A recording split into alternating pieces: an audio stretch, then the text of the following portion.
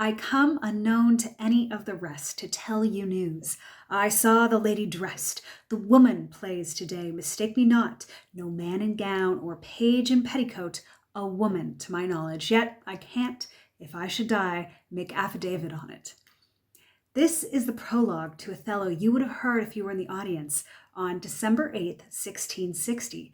Just shy of 50 years after Shakespeare's death, a female actor was cast in the role of Desdemona, a very new concept. By 1662, it would be signed into law. Women could act in professional theater. It's no coincidence that the introduction of women to the stage placed such emphasis on their body. To see a lady dressing and to use the word knowledge would have had clear sexual connotations to audiences of the day. Actresses' bodies were often framed in performances to be as titillating as possible.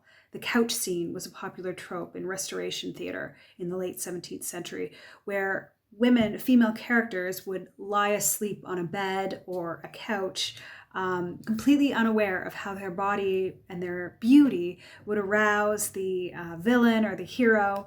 This staging would be adopted in the late 17th and 18th century revivals of Shakespeare plays, and this staging remains the default even today. Think of Desdemona and Cleopatra.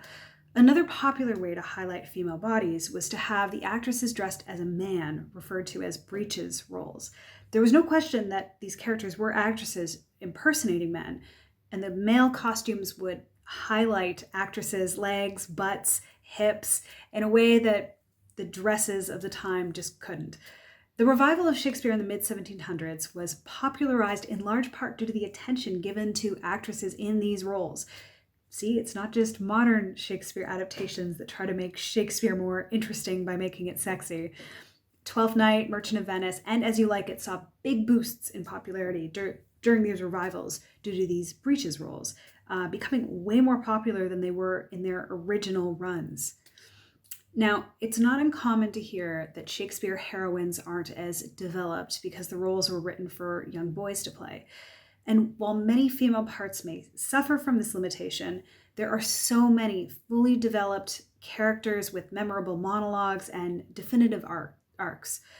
This was obvious and novel in these Shakespeare revivals, as the Restoration texts of the day were explicitly written to highlight women's sexuality.